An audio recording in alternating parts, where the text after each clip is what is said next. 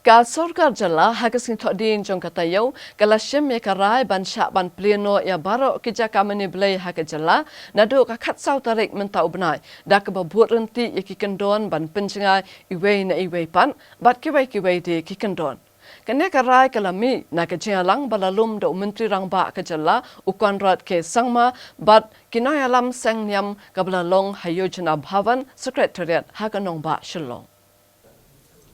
Hagani kejingelang kinongelam niam boper jong kejela kele tai sani bat emerging mode bak sarkar jela hagbede bat gejing penkrea nak benta ban plie ya kijaka mani. Usembut menteri rangba kejela ba presiden tensong uloong bak sarkar kela shemekarai ba ya kijaka mani blai on syak ban plie no nadoka katsau terik menta ubnai henrei kiniam boper kin haban bot renti gejing betha jong sarkar jela. Ubah Presiden Tensong Uloong bagi sarkar keladap penumandur yaki Standard Operating Procedure SOP bala IT kinong ilam niam bat kumba propusan nak sispa kinong ilam niam kelap pediang bat menjur. Nrai kidang don pat sakato kini gibenta jong ke SOP ki badang hab ban penbha bat penbet syuk kat kum gejing ai jing mod jo kinong ilam niam.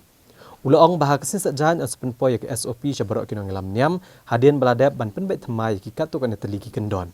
Na kaliang kinong ilam niam kila penpau gejing kemen ban yok ban play biang gijaka mani blay bat kila kular bakenele ban bot renti gejing betha jong sarkar. Kinong ilam niam kila pancing pencai nak sarkar bahado katno kireu ngej kila bandon hapok gijaka mani ban pentikna bakene syong jengai iwei ni iwei pat bat kila ajing mudru ek sarkar baya ki SOP de ban penkela syagak tien khasi bat garo kenang bagi reu ngej ki badan kita nong kendong kin snok thok ba. Usinia Administrative Secretary ke KJP Assembly Reverend P. Nyota uloong bagletai bah halor ki kendon ki bakhang ha ka baydai bat kejing lo me kejing aingo kejing kta ka Bible ki kot jingruai bat banirwai bat ha kejing tai sani ke sarkar kan sishim kya ya kine baro.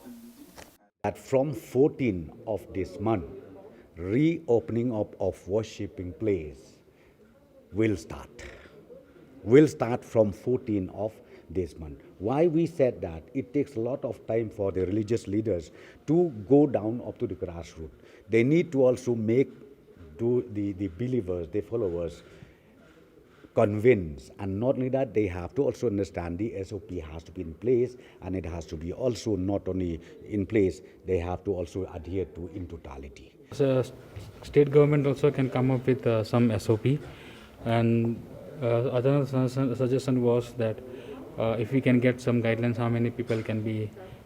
come together in the worship, keeping the social distancing and all, and if the SOP can be translated in the local languages so that we can reach out to the rural congregations. Kalong desisya ka king rai ke sultanat bala kalong ka bae bangin di bot ndai nagalayan yung ingin persangkat bala bangin bot ikin nung gijing betha jong sarkar tang ba kitnya seng kinyo banlong hinadu khat sautrek ni dah kemen khadu kata kum mangila du nya seng la kata gi kini ki por lockdown lain te ka weru ka bang yakren bha kalong ba ngi ka balang presiden de ka balang ka ba kersan hi dal de yeldi ti ngi le kren bha spang ka jing lum jing aingo ti ka turu ni da kwa ba government kan da pensai bha gum kitu ke khot phi ti mentam no yakren spang ban